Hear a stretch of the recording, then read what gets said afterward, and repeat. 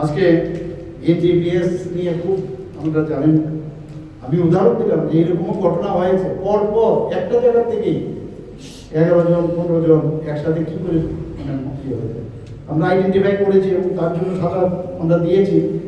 NDPS এর জন্য মাননীয় প্রধানমন্ত্রীজি এবং আমাদের মাননীয় স্বরাষ্ট্রমন্ত্রীজি জিরো টলারেন্স বলছে। আপনারা, আমি এখানে এটাও দেখলাম, আমার সেটা জানা ছিল না, যখন ফটোগ্রাফ দেখানো, ফটোগ্রাফে এই যে ফেন্সিডিল যে বোতল, সেইগুলো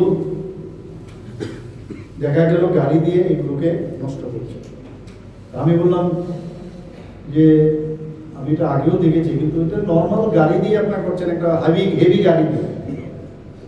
তো আপনি যখন হেভি গাড়ির টায়ার দিয়ে আপনি এই বোতলগুলো ভাঙছেন, তো এগুলো হার্টিং দ্য টায়ার। আপনারা তো রোলার দিয়ে করুন, আয়রন রোলার আছে। দেখুন, অনেক কিছু আমরা না জেনে অনেক কিছু বলে গেল। ওনারা কি বললেন যে এটা তো প্লাস্টিকের বোতল, এগুলো মানে গ্লাসের বোতল। তো প্লাস্টিকের বোতলের উপরে যদি আমরা এই রোলারটা আয়রন রোলার চালাই তাহলে স্কিপ করে দেয়। এর জন্য একমাত্র এটাই প্রসেস। তারপরেও একটু মানে সেন্স অফ হিউমার হলো, এটা তো ডিস্ট্রাকশন করলেন, এখন মাটির ভিতরে পুঁতে দিলেও তো আবার সয়েলের প্রবলেম,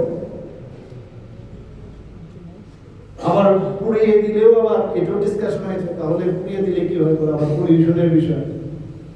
একটা এটা সত্যিকারের অর্থে একটা যে দারুণ একটা ইন্টারেকশনের আজকে এখানে কিন্তু বাস্তব নিয়ে আমরা কথা বলার চেষ্টা করেছি।